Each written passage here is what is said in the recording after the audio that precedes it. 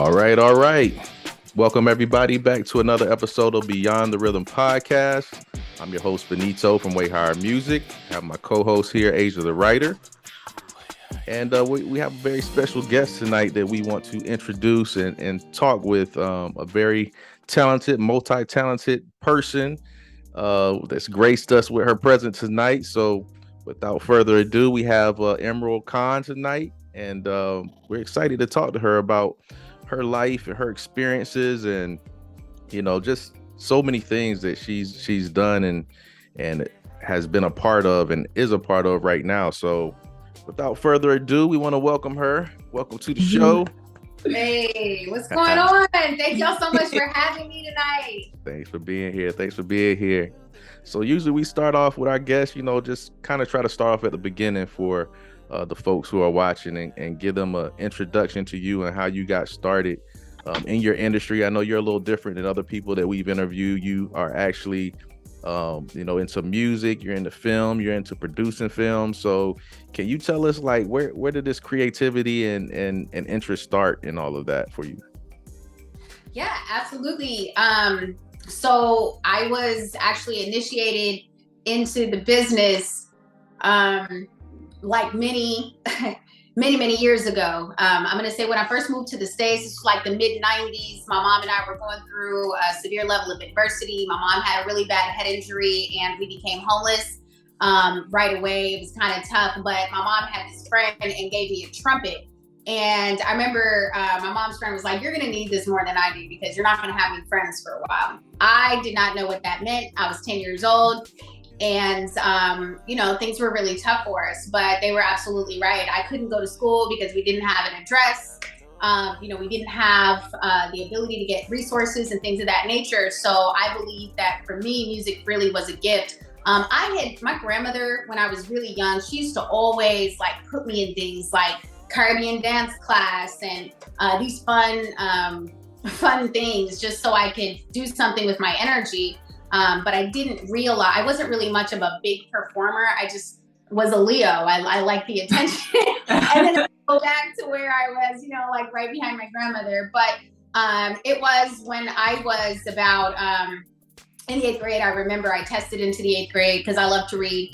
And at this point, I had started playing clarinet along with my trumpet. I used to scat a whole lot because I loved Ella Fitzgerald and I wanted to do what she did with her voice. She could play with her voice what an instrument could do. And I was like, well, if anything ever happens to these, I'll always have my voice. And so it was a very spiritual thing for me through those years, using my voice, and my praise was really my weapon. That's really what got me through those years of adversity with my mom. I remember distinctly that I was in the band class and they put me in choir, and Mr. Ingram, the choir director, he was like, listen, I told him I'm not a singer. And he said, well, you don't have to sing. You just need to read this music.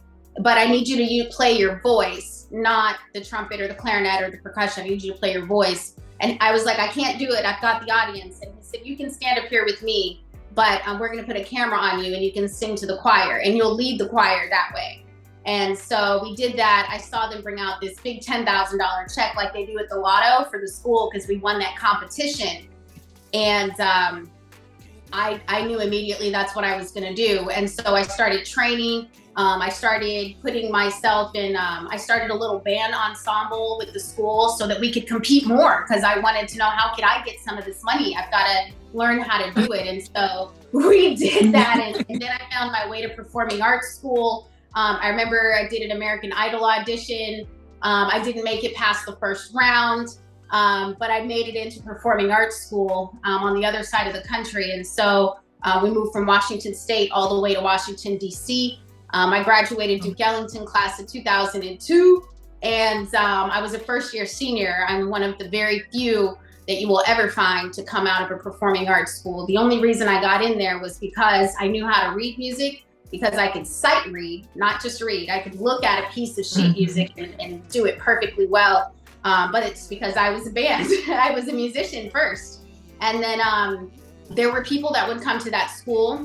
I met my first producer on the train while I was practicing on my way to school. I'd go to school 6 a.m. I'd leave sometimes at 8. get home at 9. It was training. It was me getting ready for doing this in real life. And then my first producer introduced me to my first band director, Marcus Johnson. I got an internship at the World Building. There's a whole lot of stuff. It was great. And I used to go in there and I would record with LaShawn, and he would always get me ready for the studio. I did my first performance, the first one that I ever did that had Emeral Khan, and then $200. And the memo line said for performing was at the Bohemian Cavern in Washington, D.C. The first big show that I did was at the Black Hole, opening up for George Clinton. And I just kept going. I had the opportunity right out of high school to sing full time and to be in a band and to keep playing. And so I started on that journey as a lifestyle as a real life jazz singer. And I started doing brand ambassadorship, and I started doing plays. And anytime there was an opportunity for me to do this, I did it in exchange for money, Right. So yeah. That's how I got started. That sounds like definitely a hustle, and it sounds like you were definitely gifted, with the talent for music. Yeah. So how did you transition into the acting side of things, the directing side of things? Oh, that's a great question. Thank you for that question. So I got into acting. I did my first stage play called Black Not So Blue, and that's when I was still in high school. So that was musical theater. It was great. It gave me the exposure on the large stage, because at Ellington, you don't play on the little stage, you're on the big stage. They bring in folks like Dave Chappelle, shot his Netflix series at the Ellington Theater. But the Warner Theater is also down the street. And I remember distinctly Danny Glover took my AP class into the Warner Theater to go watch him perform Oedipus Rex. As I sat in that audience, I visualized myself on that stage, and I said that one day I was going to be there. 15 years later, I ended up doing a touring stage play with Carl Payne, Tamika Scott, and Carl Payne, he's in Martin. Tamika Scott, she's from the group Escape, for people that don't know who they are. Jamarcus White. There's so many people that I was super grateful to perform with, but that was a distinct memory for me. Because the year before I had did a film with Tommy, and what was interesting about that timeline was Tommy Ford had passed away, and I had just got done shooting with him, and that was a moment where I got upgraded from actor, from a background extra with no lines to a speaking character. It was the first time that I actually said I could probably do more acting, because here we are. I said I was going to do this, and this is like 15 years later, and it started happening. And the more I showed up on set on time, knew my lines, knew what I was going to do, the more opportunities presented themselves. And with independent film, when it comes to directing and producing, it is really just about being a tool in order to get the project done. How much of an asset am I being to this project? For example, today, I started in Intentions as a speaking actor, as a supporting actress. And today I was the associate director, or the assistant director, which means that the director was on set as the lead character, and she needs to be directed. So the next in line has to come up and do the directing. So it was great, because I had experience to say I could do this. And again, that was just from taking the opportunities as they presented themselves over the years. There's an opportunity where this year, as a matter of fact, I've been through several film festivals where both as an actor and then in other films as a producer. So this year we got nominated in 2 categories. Shout out to Open Shutter Film and my partner, James Fidel. And I'm very excited because we got nominated in 2 categories at the world-renowned Cannes Film Festival. Now, this is the very first film festival. It's in France. It's massive. It's massive. And we got 2 nominations. So one in Best Cultural Film and the other in Best First-Time Filmmaker. So, again, I stepped into that opportunity. I was initially brought in to help with the post-production and soundscape, and moved forward into AP. So again, second in line on the production, making sure everything is in place, and making sure that we're organized, we're on time, we're getting through things. You know, when we're on set, we don't have all day like we want to think. Things have to be organized. Things are going to get messed up. The show must go on. So we've got to figure it out real quickly. I like to look at acting and producing and doing music very much as project management. So I also have my MBA, so it kind of helps me to put things together, you know, looking at this as an actual business and a project that needs to get completed so that we can introduce it to the audience. We can't give it to the audience until it's done. So that's kind of how I've been able to move around and wear different hats in acting in film production. Thank you so much for asking that. Yeah, that is awesome. Yeah, it's all about opportunities, you know. Go ahead, Benito. Yeah, that's actually a great transition to something else I want to talk to you about. So I think there's going to, you know, be a number of people who mainly focus on music who watch this podcast, and they may have some acting aspirations. So can you give us a little hint of, like, is it that much different? What are some of the things that are alike, and how can someone kind of transition or, you know, start making some ground in acting as well as a musician? Okay, cool. So there's a lot of similarities and there's a lot of huge differences. For example, I'll start with one similarity. So whether you're a musician or depending on the kind of actor you are, at some point you've got to hit the stage, right? You definitely want to be a musician that hits the stage because that's where the money's at. You know, that's where you get your rehearsals, where you connect with your audience. That's where it doesn't matter how you're performing, you got to do it. Either way, whether you're on stage or on film, it is a performance. And it's really important to make sure you remember that because both, like, I look at it like this. In music, your film performance is also your recording performance. You know, you got to have your recording so you can do your video. Your video or your visuals should be able to tell the story from your perspective, because a song is going to touch everybody differently. On the film side, you're bringing words on a paper to life. You know what I mean? Just like you are in music. You're in music, a lot of times we're the songwriter, but if we're the performer, it's our duty to bring those words to life audio-wise. So audio and visual are different just like that. At the same time, there's way more character, I think, that comes out because in film, or in acting, I'm sorry, there's way more character that comes out in acting because on stage, you've got to be big, you've got to be intentional, you got to be loud, you know, you've got to do all of this extra. But on film, you don't have to do any of that.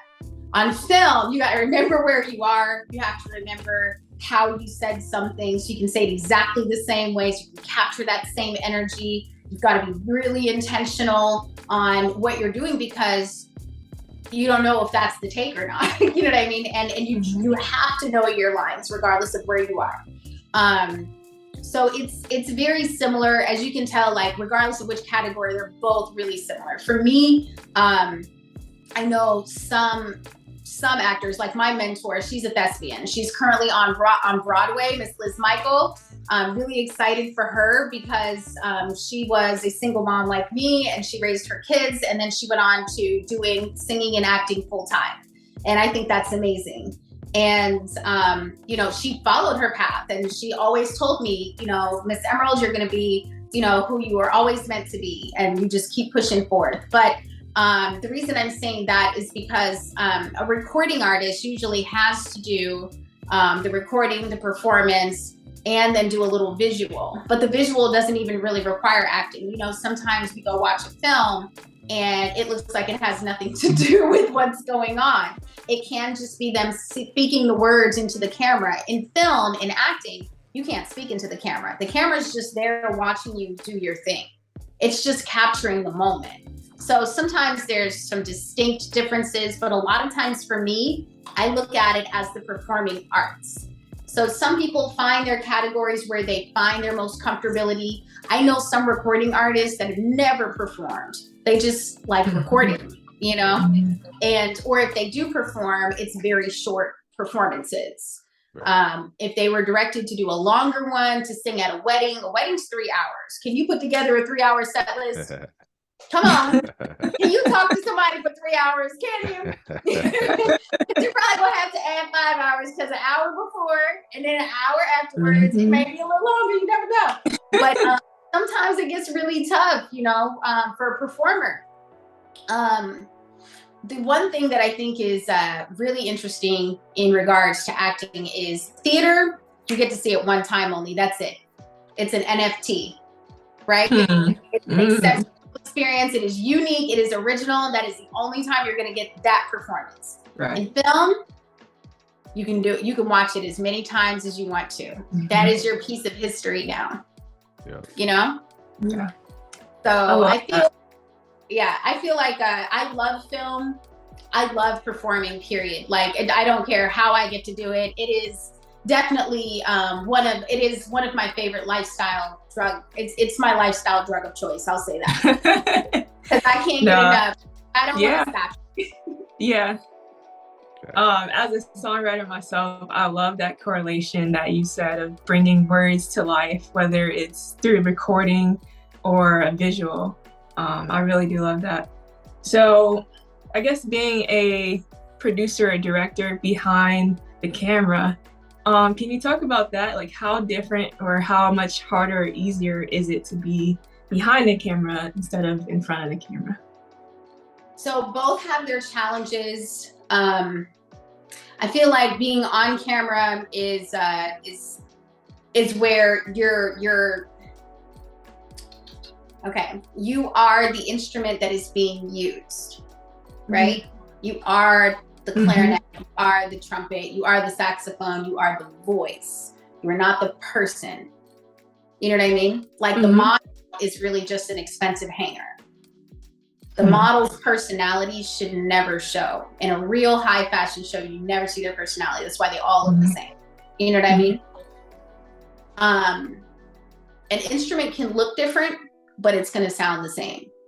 And the reason I'm saying that is because you have to be malleable to the moment to be directed from behind the scenes. As a great actor, you have to be willing and able to take direction and to go with where the director is telling you to go. If the director is telling you, I need you to lean, you got to be like, how far back am I? Is this too far? The director is telling you, I need a lot more of that energy. I mean, remember what's happening here. We've got a secret that's a happy secret that we're holding. We want to see that secret smile. So the director for me, when I'm directing, it is pretty much about making sure that the actors are capturing the moment. Making sure that the DP, the director of photography, is going to make sure that the lighting is good, that it's focused, that it's clear, and the director and the DP, they're going to work together to make sure that scene is captured and that it's giving you the real life story. As a producer, producing can be pretty much at various levels. You can be producing and be a part of the wardrobe completion process, location process. You can be producing and make sure that the funding is coming through. There's so many different levels of responsibility required in order to make a film happen that it's very easy to get sucked into doing multiple things on set, especially in an independent film. On a larger film or a SAG film, a union film, we'll call those a SAG AFTRA, right? So union films, everyone has a very distinct job. Don't touch anybody else's job, ever, period. Independent films are a lot more fluid because we need more things and because there's usually a smaller budget. But in the larger productions, you come on there as an actor and do your job and you be used as the instrument that you're meant to be. Be the pen so the writer can give the words. You know what I mean? Like be the rhythm. You know what I mean? Give it. Yeah. So, I mean, I know that's a lot, but I feel like for me, knowing that the difference between I'm the one being used versus I'm the person playing with the dolls. You know what I mean? There's the puppet and the puppeteer. So the actor is the puppet, and then we've got the puppeteer, making sure that the actor is telling the story. Okay. Look, I'm here for the metaphors. I love it. I love it. So before we get too far, I want to make sure that I get a question in that's important to me. So if I'm not mistaken, you were in a Fred Hammond video, right? Yes, I was in Fred Hammond's video, I Will Touch. Really excited because that's my big video vixen moment. We're at like 5 million views, you know? Tell us a little bit about that. Like, what was that process like? What was it like, you know, making that video? So I was, given an opportunity. There was a casting opportunity. Some good friends of mine are with the DigiBeast production company.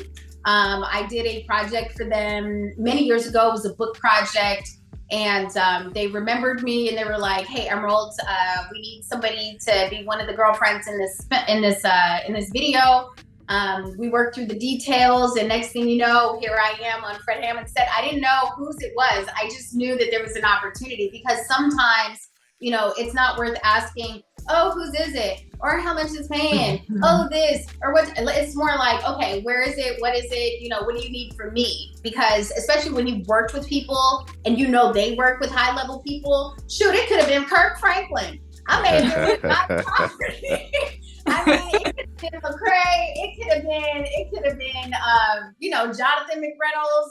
Well, that was before Jonathan McReynolds became a thing. But I just knew that they were working in this circuit. It could have been TD Jakes. I didn't know. I didn't care. I just knew there was an opportunity. So that's how I got into it. I was really excited because once we got there, we got on set. It was a beautiful home. It was just like, okay, we got our directions and what we were doing, where we were seated on set one. And then they showed us where the next few scenes would be, and we just executed through it. I got to meet and work with 5 beautiful ladies. There were 3 new ladies that I hadn't met before, but one of them, the other 2 I knew. So it was a lot of fun. The video, because Fred actually came out and explained to us his vision. Okay. He told us what was happening. He was very hands-on with this. He was right there the whole time. His daughter, Bree, she was there. She's super nice. I got to make friends with her because she's also a vocalist. And she was super silly. I love her so much. His wife was there. She's also pretty hands-on. But what was interesting is that some years later, again, remember the opportunities. Years later, Fred Hammond was shooting, because he directs and produces films as well. So Fred Hammond produced an independent film called The Choir. I was an extra in that. Okay. Right now, he's producing a film called From the Righteous to Ratchet. And I am a speaking character in there. Awesome. But again, you see how that opportunity from so long ago, and then people remember you. Yeah. They remember you did a good job. They remember, oh, I need somebody that looks like her. I need somebody with her energy, and when you do a great job, they remember you. So did you keep a connection, or was it more of you auditioned and he remembered you from your previous work? So it was, I was recommended by 3 different people when he was casting for this role. Okay. And people said, "Hey, do you know anybody that might be a good fit?" And 3 different people. 1 was a director I had worked with. 2 were fellow actors that I had worked with on other productions. All 3 of them recommended me. And then I got a direct text and from the AD on his, and said, "Hey, are you available for an audition?" So I still had to go in and audition. This is a formality. Everybody has to audition. I don't care what you're doing. Most of the time, you got to audition, or at least I do. People want to make sure I can do the job.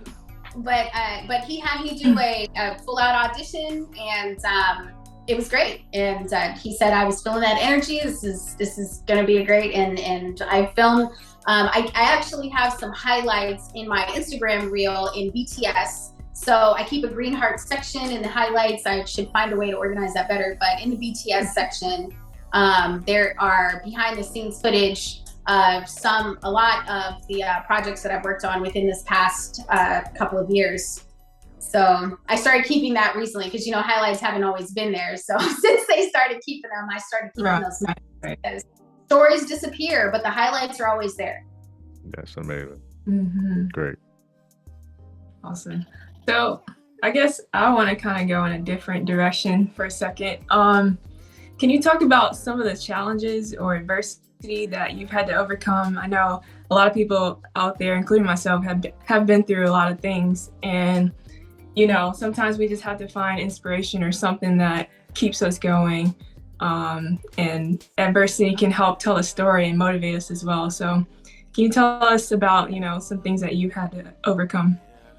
Absolutely. So I know I had mentioned earlier, I spent a good portion of my younger teenage years, like I didn't get to go to middle school because of my mother and I, because of our economical conditions.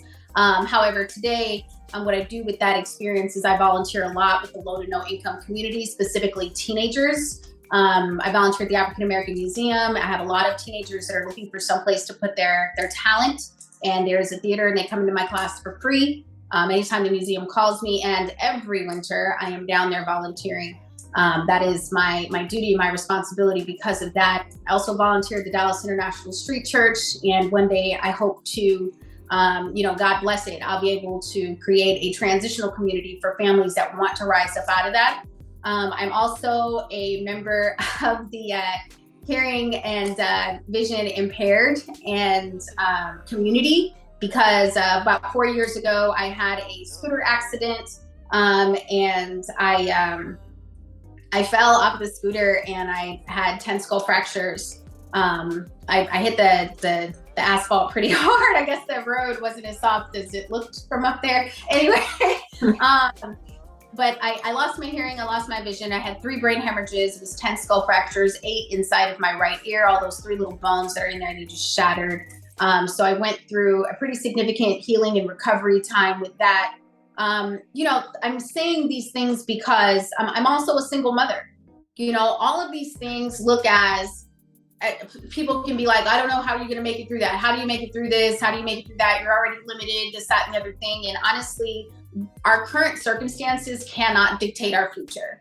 Mm-hmm. If we have the willingness to grow, if we have the willingness to, if we have this dream that is in our heart, this burning desire, this thing that won't go away, that even if you tried to quit it or if you gave up, it doesn't give up you, mm-hmm. Yes.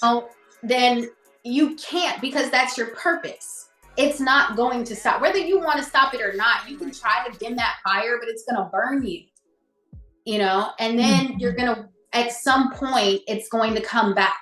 And it's going to come back up and it's going to be stronger and more vigorous than it was the last time. And oftentimes, I want to say this because sometimes we want to give up, and it's okay to feel like I'm not doing it. But what we have to use those moments to re-strategize and learn from why this didn't work. We can't really say, I'm just going to throw this away.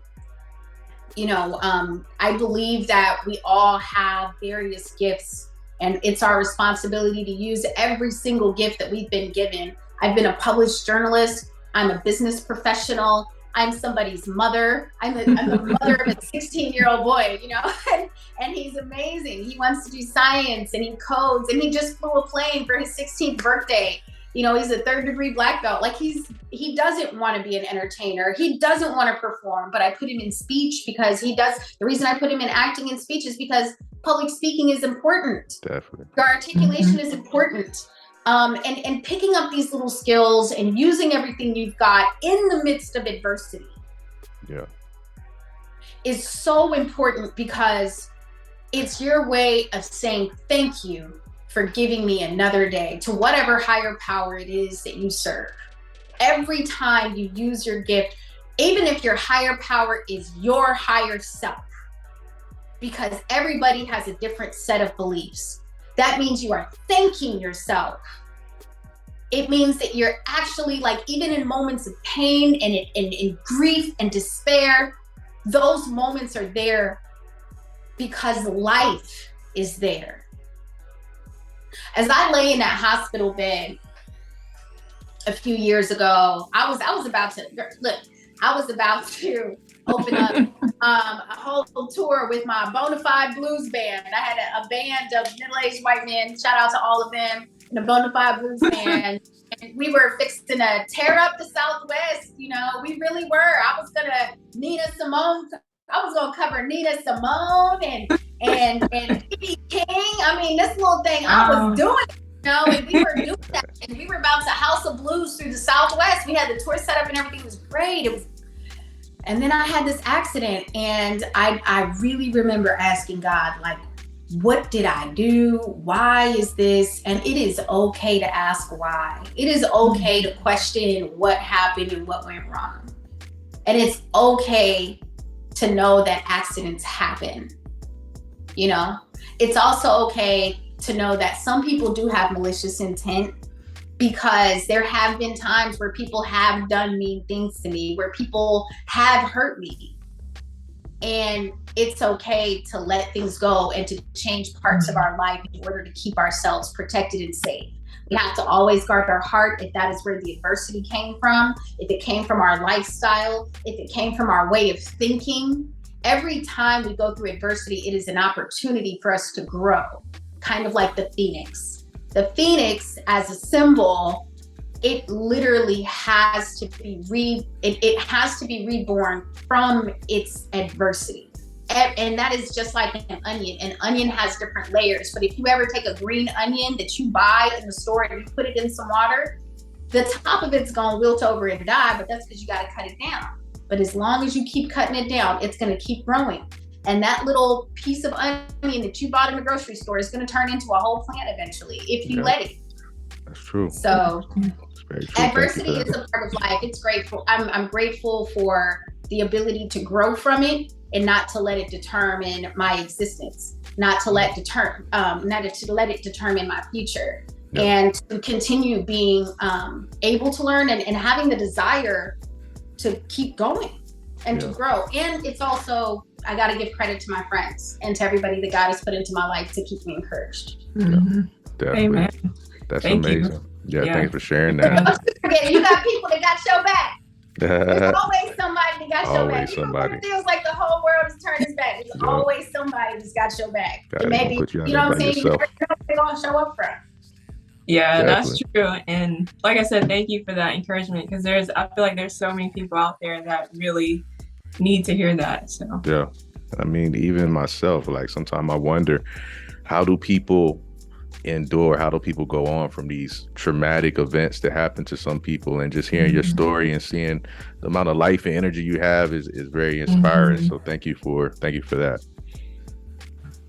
So we got a lot of other stuff to get to. I think my producer's saying I probably have like 5, maybe 10 minutes. I want to get to the Cookout. I want to get to TD Jakes. I want to get to your future projects. So let me see how we can frame this. I guess tell us a little bit about the Cookout, your experience there, and what you got out of it. Oh man. Okay. So I had to give this one clap. I want to give it a whole lot more because I absolutely love the entire Cookout fam. I want to give them all a big shout out to everybody that comes through and participates, all the people that I've had the opportunity to connect with. For me, the experience, I came in, I remember my very first Cookout, it was pretty much just an observing experience, but I did end up getting on a couple of records. And I watched these folks that were so fast at writing. And again, here I am, I'm out of practice. I've been doing the Cookout for a year now. And I had been out of practice, and this was like my third year, my first year back in the studio. And I was very timid, actually I started in the studio last year, but this year I've been aggressively working in there so that way I can get a full-on project done. But it has taught me collaboration in writing and in producing and in vocalizing, because there is a level of composition that comes through with the vocal structure. So as a singer and a songwriter, I've learned so much about versatility. I've had D-Bots. I'm so grateful for him because he actually started producing me at the beginning of the year before I started going into the Cookout. So the end of last year, I came in and I started hanging out with him, and he was like, "Emeral, you got to get into the Cookout." And I did what he said, and I can feel how much I've grown as an artist. I can feel how much better my sound quality has gotten, how much more diverse my style has gotten, and how encouraged I feel knowing that there's a group of people with like-minded interests that I can literally hang out with for a weekend and get a whole lot done and have a great time while doing it. I mean, everybody that comes that I've met has been absolutely amazing. And for me, you know, I just have a big heart full of gratitude, because to bring that many people together from around the country and be productive and make hit records and to be a part of that process. In years from now, we're gonna see this. Do you remember those mixtapes? Do you remember like all these collaborative, like Khaled does this, like everybody does this. We're gonna be doing something crazy, and it's gonna be started from the Cookout.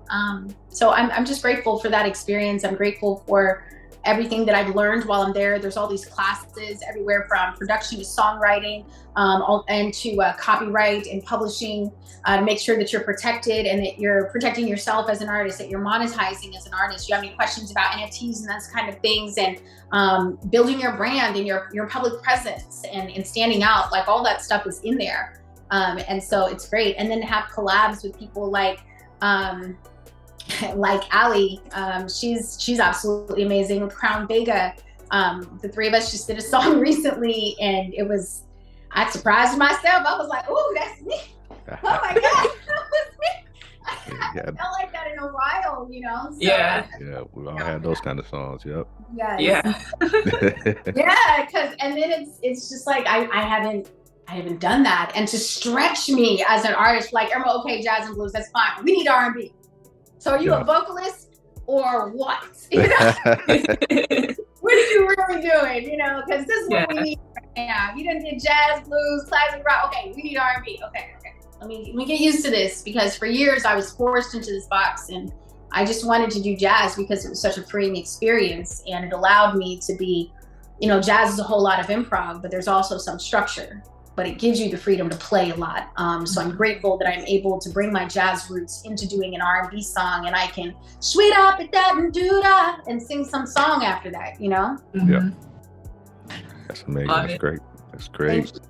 Why don't you tell us a little bit about like some of the future projects you have coming up, some stuff you want the people to know about?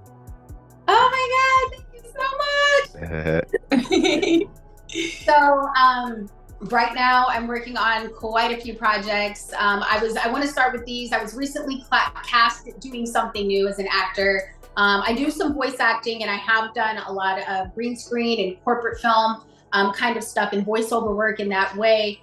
And it just kind of dials into my articulation. I've even been the voice of Amazons. Hello, Amazonian.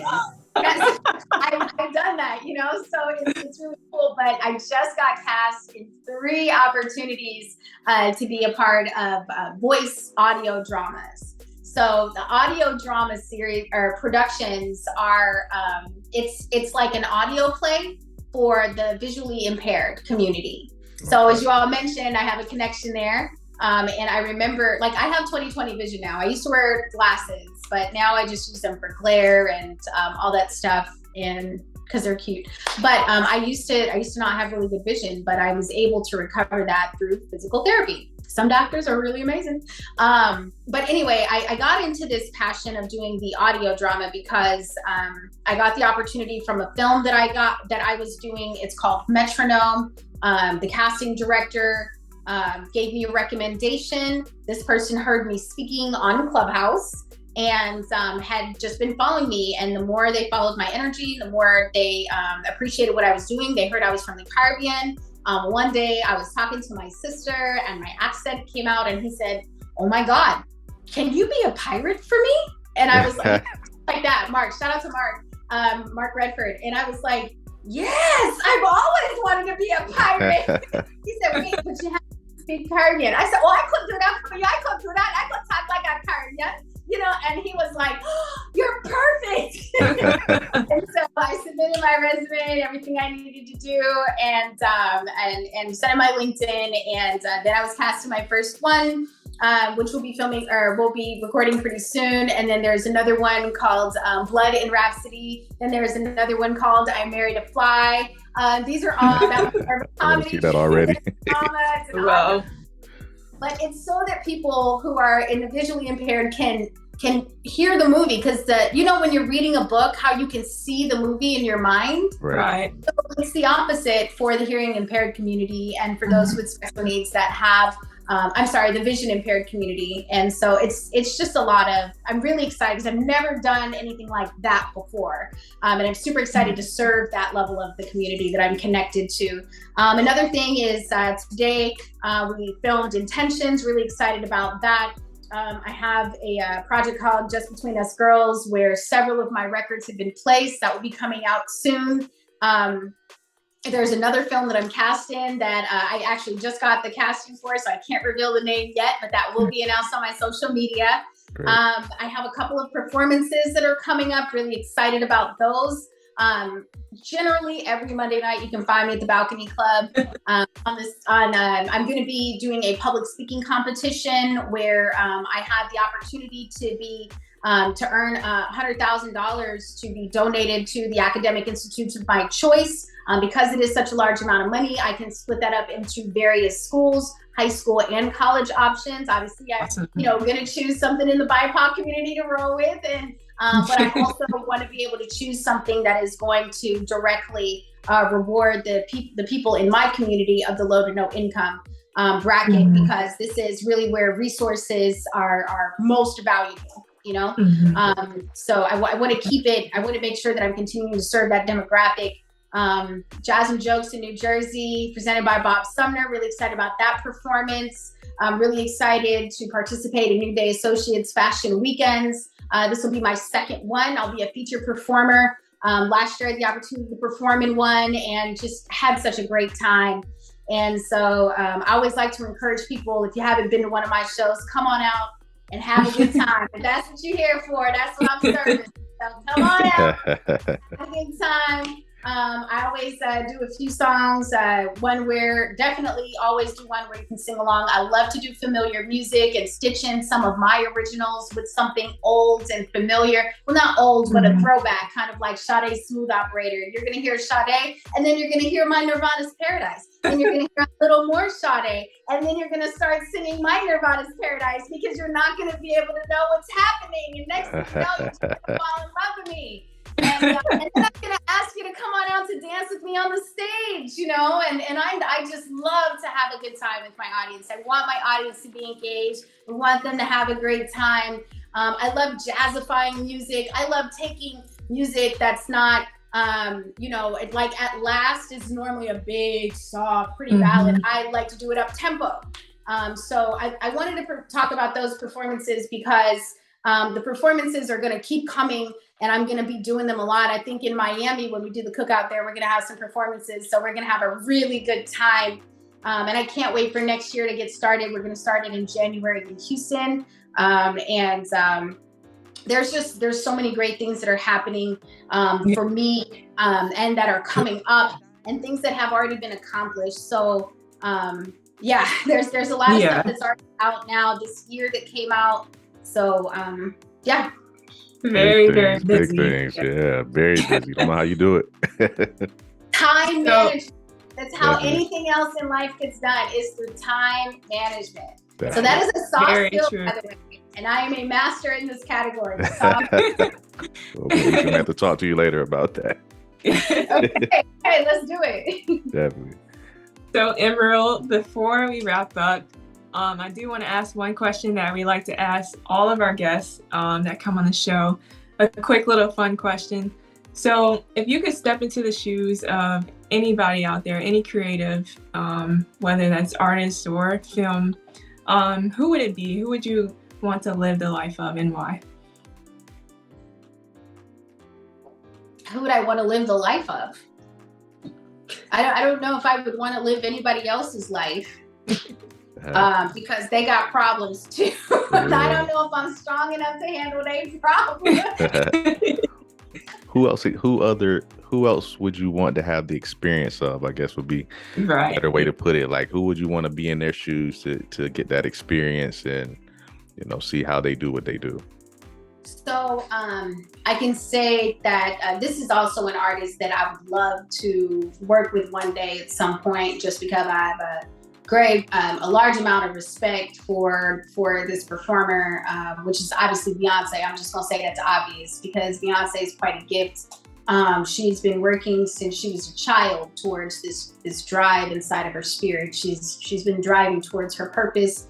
I love Oprah. I'm going to say this, there's a few people there, but I'm going to say Beyonce, because of her continuous drive and being strong enough to maintain a pleasant, and being a household character. I mean, she's gone from being a little girl to a teenager to a grown woman to a married woman to a mother, and we've watched all of this, and she's done it all so very well. She's built quite an empire.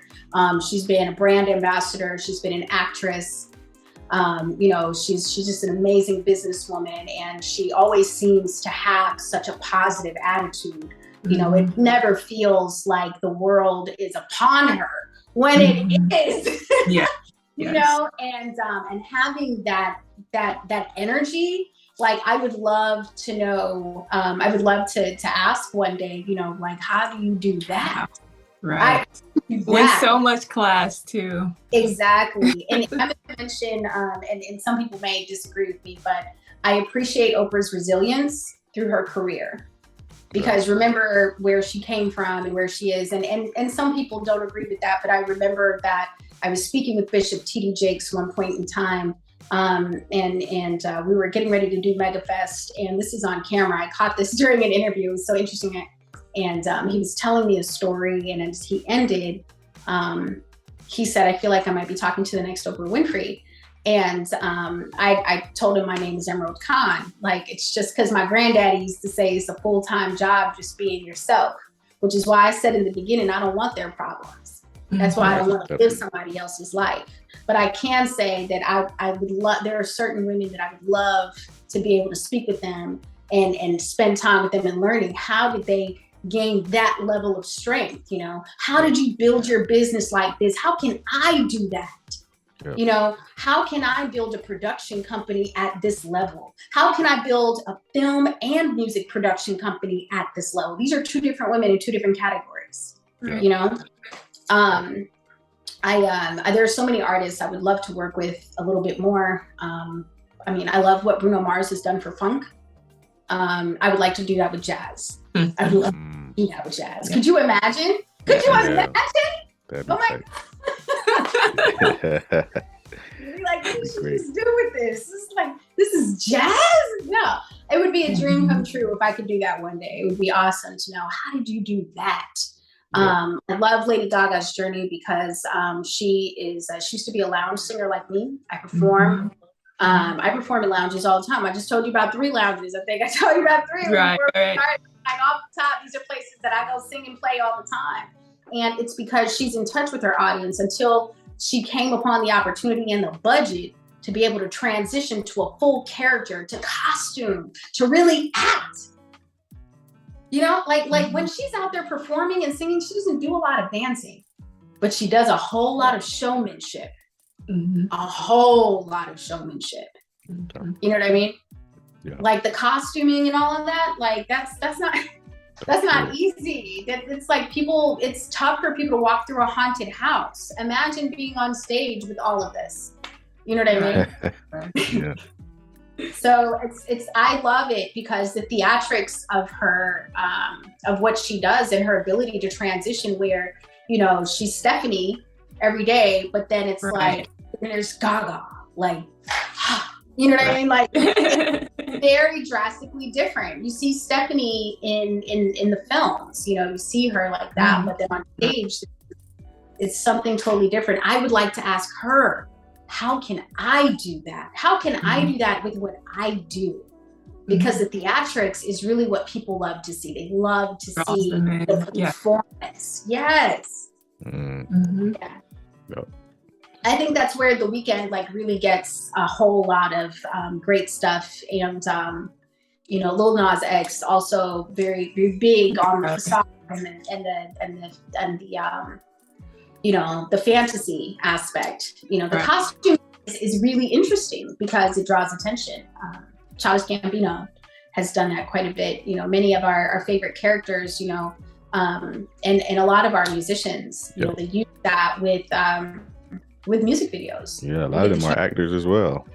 That's it. When we get the chance to tell the story on a music video, You know, instead of narrating it, we can tell the story. Right. We can be that, you know. So.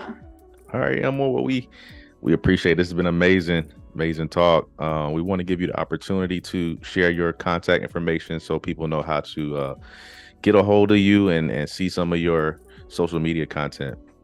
Yeah, absolutely. I want to say one last artist. I want to say Rihanna is a queen. She's amazing, Caribbean, and she's doing her thing. Yeah.